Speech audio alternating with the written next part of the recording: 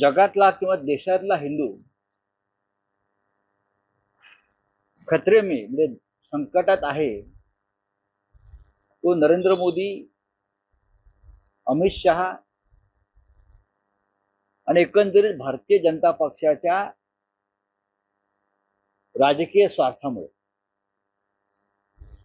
आणि त्याला सुप्रीम कोर्टानं फूस लावली. चंद्रचूड यांनी, जस्टिस चंद्रचूड,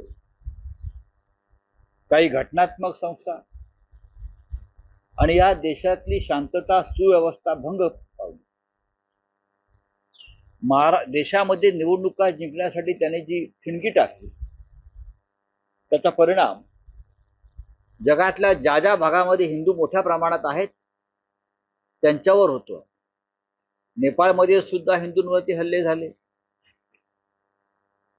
कॅनडामध्ये हिंदूंवरती हल्ले झाले, बांगलादेशामध्ये हिंदूंची संपत्ती, हिंदूंची जीवितहानी सुरू आहे, पाकिस्तानमध्ये झालं.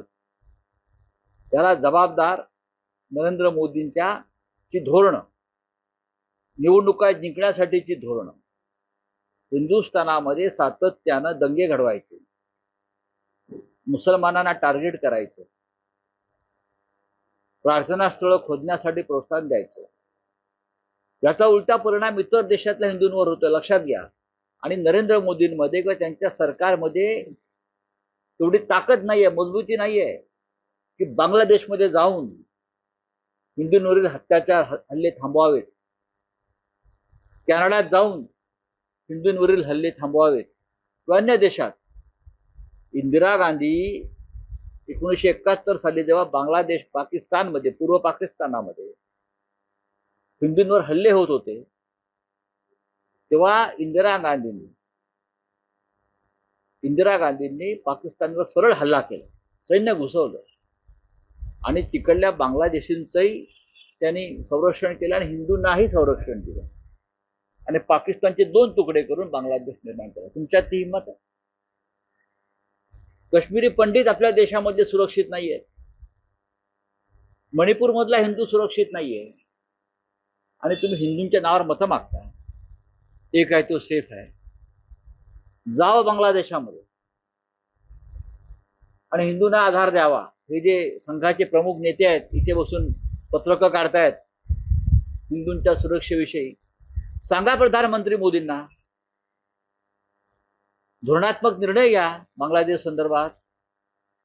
मी जे म्हणतोय ते योग्य आहे. या देशातला हिंदूंना जर सगळ्यात जास्त धोका कोणापासून असेल तर तो भारतीय जनता पक्षापासून.